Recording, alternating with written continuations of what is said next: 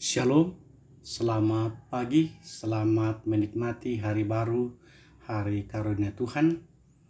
Hari ini, hari Kamis, tanggal 28 November. Dari Bukit Sion, saya menyapa Ibu Bapa, semoga dalam keadaan sehat, karena rahmat, berkat, dan pertolongan Tuhan nyata dalam kehidupan kita. Kita akan memulai aktivitas kita dan kita akan membaca firman-Nya dari 2 Samuel pasal 2 ayat 1 sampai dengan ayatnya yang ke-7. Namun sebelum itu mari kita minta kekuatan di dalam doa. Kita berdoa. Ya Tuhan, Bapa yang rahmani dan rahimi, Bapa yang kami sembah, kami agungkan dan masyurkan di dalam Kristus Yesus. Terima kasih Tuhan telah membangunkan kami dengan tubuh yang sehat, dan kami akan memulai aktivitas kami hari ini.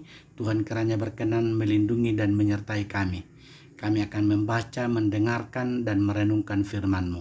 Ya Roh Kudus, kuasai kami agar firman-Mu ini tidak berlalu begitu saja, melainkan tinggal dan diam di dalam hati kami. Dengarkan doa kami Tuhan, dalam Kristus kami berdoa. Amin. Firman Tuhan dari 2 Samuel pasal 2 ayat 1 sampai dengan ayatnya yang ke-7 sesuai dengan renungan harian Gereja Toraja.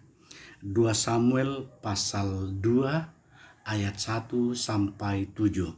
Firman Tuhan demikian. Daud menjadi raja atas Yehuda. Kemudian bertanyalah Daud kepada Tuhan, katanya, apakah aku harus pergi ke salah satu kota di Yehuda? Firman Tuhan kepadanya, pergilah. Lalu kata Daud, kemana aku pergi? Firman-Nya, ke Hebron. Lalu pergilah Daud ke sana dengan kedua istrinya, Ahinoam, perempuan Yisrael, dan Abigail, bekas istri Nabal, orang Karmel itu. Juga Daud membawa serta orang-orangnya yang mengiringinya, masing-masing dengan rumah tangganya, dan menetaplah mereka di kota-kota Hebron. Kemudian datanglah orang-orang Yehuda, lalu mengurapi Daud di sana menjadi raja atas kaum Yehuda. Ketika kepada Daud diberitahukan bahwa orang-orang Yabes Gilead menguburkan Saul, maka Daud mengirim orang kepada orang-orang Yabes Gilead dengan pesan, diberkatilah kamu oleh Tuhan, karena kamu telah menunjukkan kasih-Mu kepada Tuanmu Saul dengan menguburkannya. Oleh sebab itu, Tuhan kiranya menunjukkan kasih dan setia-Nya kepadamu. Aku pun akan berbuat kebaikan yang sama kepadamu, karena kamu telah melakukan hal yang demikian. Kuatkanlah hatimu sekarang, dan jadilah orang-orang yang gagah perkasa, sekalipun tuanmu Saul sudah mati, dan aku telah diurapi oleh kaum Yehuda menjadi raja atas mereka. Ibu bapa, saudara-saudara yang dikasihi di dalam Kristus Yesus, firman Tuhan yang telah kita baca tadi, saya memberikan tema pemimpin yang diurapi oleh Tuhan. Pemimpin yang diurapi oleh Tuhan. Ayat yang ke-7. Dan aku telah diurapi oleh kaum Yehuda menjadi raja atas mereka. Ibu bapak, saudara-saudara, kemarin kita telah memilih gubernur dan wakil gubernur, dan juga bupati dan wakil bupati di Tanah Toraja.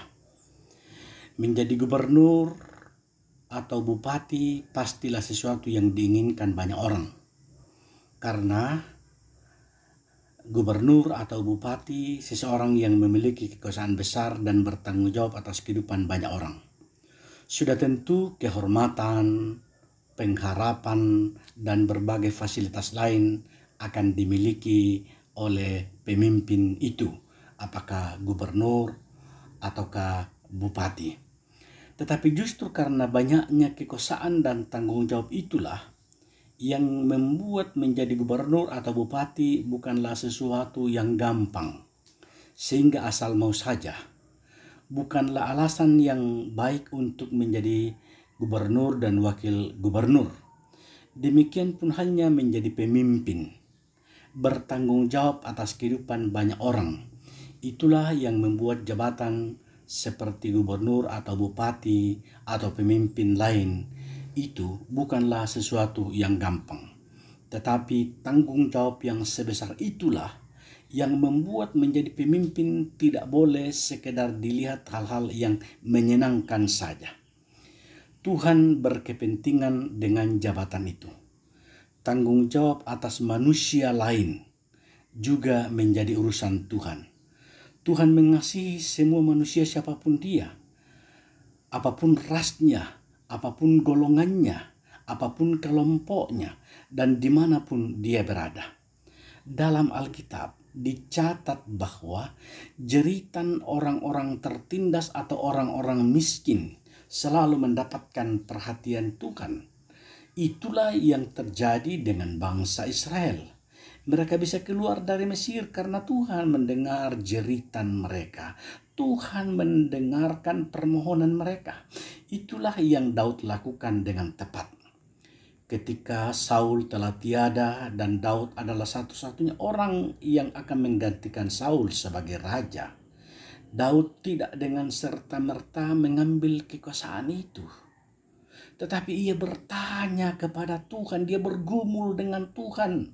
Dia bertanya dulu apakah dia harus menjadi raja. Dan Tuhan menjawabnya, ya pergilah. Dan Daud telah mendapatkan perkenanan Tuhan. Daud tidak menyabet atau Daud tidak mengkudeta Saul. Begitu saja kekuasaan yang besar itu. Tapi Daud meminta perkenan Tuhan. Karena Tuhan berkepentingan atas kehidupan manusia yang akan menjadi tanggung jawab Daud nanti. Setelah Tuhan berkenan, barulah Daud menjadi raja.